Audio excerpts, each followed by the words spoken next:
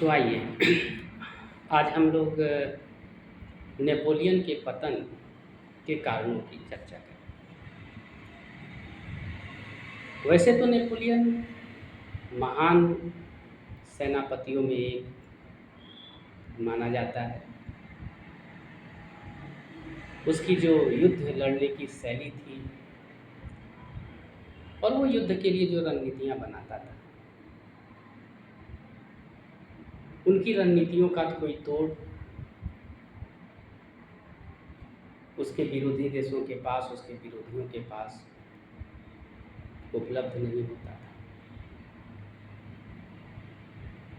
और नेपोलियन जितने भी युद्ध करता, उन युद्धों में उसे सफलता भी मिलती, कभी कभी विपरीत परिस्थितियों में वह युद्ध हारा। हम लोगों ने इससे पहले समझा कि कैसे नेपोलियन एक ऐसे परिवार से निकलकर आता है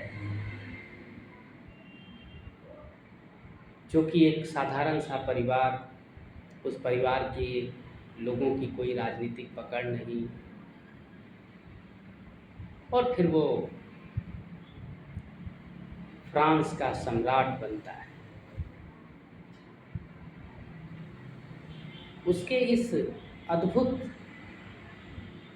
यात्रा को हम लोगों ने पहले समझा, और वह फ्रांस के सर्वोच्च शिखर पर पहुंचगा और नेपोलियन जो यह कहा करता था कि वह ईश्वर की संतान है और वह वो सब कुछ कर सकता है जो कोई दूसरा कर नहीं सकता। ऐसी सोच वाला व्यक्ति निर्वासित होकर मृत्यु का शिकार हो जाएगा, इसकी तो कल्पना भी शायद किसी ने की नहीं होगी उस समय। नेपोलियन के पतन के कारणों पर जब भी आप विचार करें तो एक बहुत ही महत्वपूर्ण बात ये समझ में आती है कि नेपोलियन ने एक महाद्वीपीय व्यवस्था लागू की थी,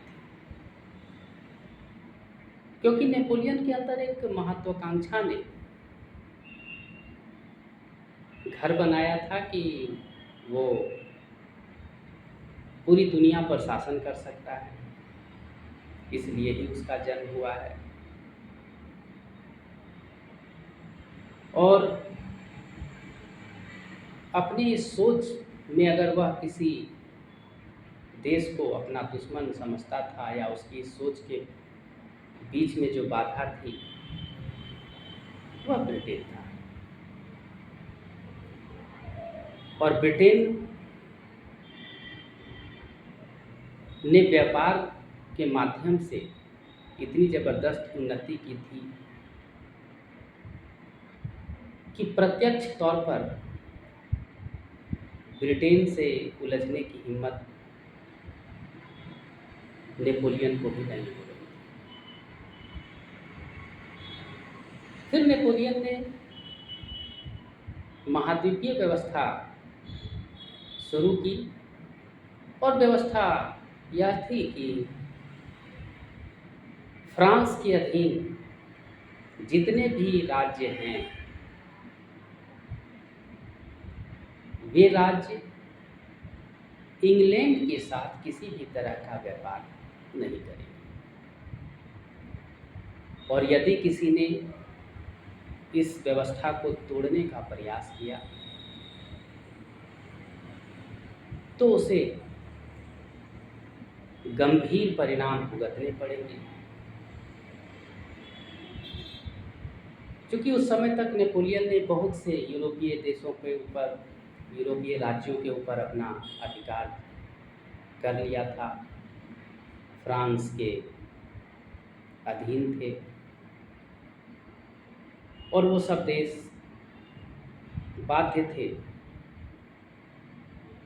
कि वो नेपोलियन के इस आदेश को माने, क्योंकि नेपोलियन की जो छिपी मंशा थी बस यही थी कि किसी तरीके से हम लोग इंग्लैंड के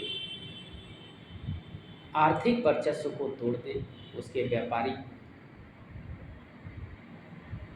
रिश्तों को समाप्त कर दें, तो ब्रिटेन कमज़ोर होगा और उसकी कमजोरी का फायदा प्रत्यक्ष रूप से नेपोलियन की उस महत्वाकांक्षा को मिलेगी जिसमें वह अपने आप को पूरी दुनिया का शासक बनने का सपना देखता है। लेकिन उस महाद्वीपीय व्यवस्था के परिणाम बहुत अच्छे नहीं हुए, और अगर सही तरीके से कहा जाए तो नेपोलियन अभी तक फ्रांस का नायक था, लेकिन इस व्यवस्था के लागू होने के कुछ वर्षों के अंदर ही फ्रांस की जनता के लिए या उन राज्यों के लोगों के लिए नेपोलियन खलनायक की तरह दिखने लगा, क्योंकि यूरोपीय देशों को इंग्लैंड के वस्तुओं की आदत हो गई थी। इंग्लैंड लगभग हर एक प्रकार की वस्तुओं की पूर्ति करता था इन देशों को, और ये देश इंग्लैंड से उन वस्तुओं को खरीदकर बड़े मज़े से वहाँ के लोग अपनी ज़िंदगी गुजारा करते थे। लेकिन जब महाद्वीपीय व्यवस्था लागू हुई तो इन राज्यों में, यहाँ तक कि फ्रांस में भी वस्तुओं की किल्लत होने लगी, और ऐसा कहा जाता है कि नेपोलियन को अपनी सेना की वर्दी का बटन तस्करी के माध्यम से ब्रिटेन से मंगवाना पड़ता था। दूसरी तरफ ब्रिटेन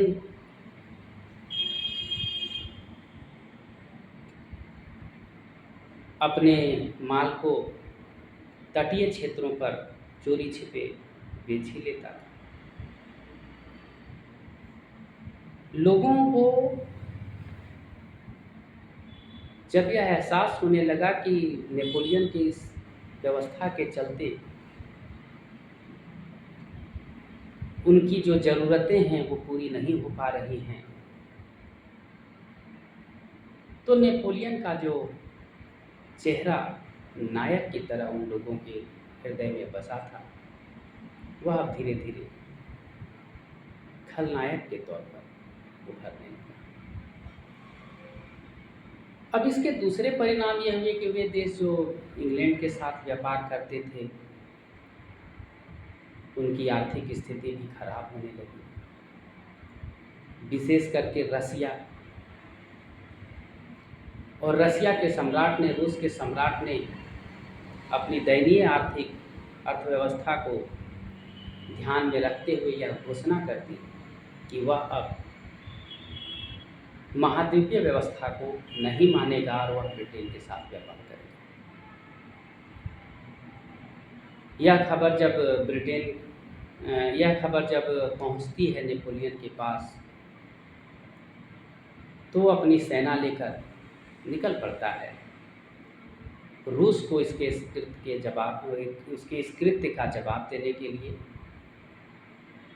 लेकिन एक अच्छा रणनीतिकार होने के बावजूद नेपोलियन रूस की रणनीति के सामने बौना साबित हो जाता है, क्योंकि रूस की रणनीति यह थी कि जब तक नेपोलियन की सेना आती है तो कभी भी उसके साथ, उसकी सेनाओं के साथ आमने सामने की लड़ाई ना हो। और नेपोलियन की सेना जितनी आगे बढ़े, रूस की सेना उतनी ही पीछे हटती जाएगी।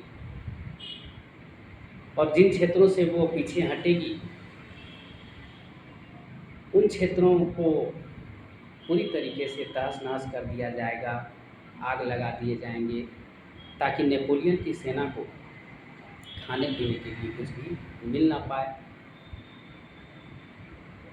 और ऐसा ही होता गया। नेपोलियन की सेना आगे बढ़ती गई और रूस की सेना पीछे हटती गई, और वे जहाँ से भी अपना मोर्चा हटाते, उस पूरे इलाके को वो तहस-नहस कर देते। यह क्रम चलता रहा और नेपोलियन की सेना मॉस्को तक पहुँच गई, और जब वह वहाँ पहुँचती है तो पूरा मॉस्को शहर वीरान, खाने-पीने की कोई चीज़ें नहीं। क्योंकि नेपोलियन जब किसी को युद्ध में हराता था, तो युद्ध संधि के तहत युद्ध के तमाम खर्चे वो उन्हीं देशों से वसूला करता था, उन्हीं राज्यों से वसूलता था। और रूस जगह तो छोड़ता जा रहा था, लेकिन कोई भी संधि करने के लिए आगे नहीं आया। थक हार कर नेपोलियन की सेना को भूख और प्यास से बेचैन होकर रूस से वापसी का रास्ता अख्तियार करना पड़ा। और यहाँ पर रूस ने अपनी युद्ध रणनीति का दूसरा भाग प्रयोग किया और अपने मित्र राष्ट्रों के साथ मिलकर, ब्रिटेन के साथ मिलकर नेपोलियन की थकी हुई सेना के ऊपर आक्रमण कर दिया। और इस प्रकार नेपोलियन को एक बहुत बड़ी पराजय का सामना करना पड़ा। तो पतन के कारणों में तो आप सबसे पहला यही जवाब दीजिए कि भाई जो नेपोलियन की महाद्वीपीय व्यवस्था थी, उस व्यवस्था से फ्रांस के अधीन रहने वाले राज्य और यहाँ तक कि फ्रांस के लोग भी बहुत परेशान थे, उनका जीवन बड़ा कष्टकर हो रहा था। और इसलिए कहीं न कहीं नेपोलियन की नीतियों के खिलाफ लोग खड़े हो रहे थे। नेपोलियन के पतन के दूसरे कारणों को बताने में आप यह बात ध्यान में रख सकते हैं कि नेपोलियन ने अनेक युद्ध किए, और इसका परिणाम यह था कि नेपोलियन की सेना बहुत थक चुकी थी, और थकी हुई सेना बहुत अधिक दिनों तक अन्य राज्यों की सेनाओं के साथ युद्ध करने या उन्हें अपने नियंत्रण में रखने में सक्षम अब नहीं हो पा रही थी। नेपोलियन के पतन के तीसरे कारण में बताया जा सकता है कि फ्रांस की सेना में गैर फ्रांसीसी की नियुक्ति। चूँकि नेपोलियन योग्यता को महत्व देता था, इसलिए फ्रांस की सेना में बहुत से गैर फ्रांसीसी सैनिक भी थे, और नेपोलियन का राष्ट्रवाद उनमें कूट-कूट कर भरा था। जब नेपोलियन कमज़ोर होने लगा, तो उनके वही सैनिक जो फ्रांस के नहीं थे, अन्य राज्यों से संबंधित थे, उन लोगों ने भी अपने देश, अपने राज्य की राष्ट्रभक्ति को सर्वोपरि रखते हुए नेपोलियन का साथ देना बंद कर दिया। नेपोलियन का संग ये लोग छोड़ने लगे। यहाँ भी नेपोलियन कमज़ोर हुआ। चौथा कारण बताया जा सकता है कि नेपोलियन और पोप के बीच जो संबंध थे वो मधुर नहीं रहे। और पोप सबसे बड़ा धर्माधिकारी यूरोप का, लोग उनकी बातों को मानते हैं। जबकि नेपोलियन पोप की बात को नहीं मानता। पोप ने नेपोलियन को धर्म बहिष्कृत तक कर दिया। इसके कारण भी नेपोलियन की जो स्थिति थी वो कमज़ोर पड़ी। पांचवा कारण नेपोलियन के पतन का बताया जा सकता है कि नेपोलियन अति महत्वाकांक्षी था। उसकी महत्वाकांक्षा ने ही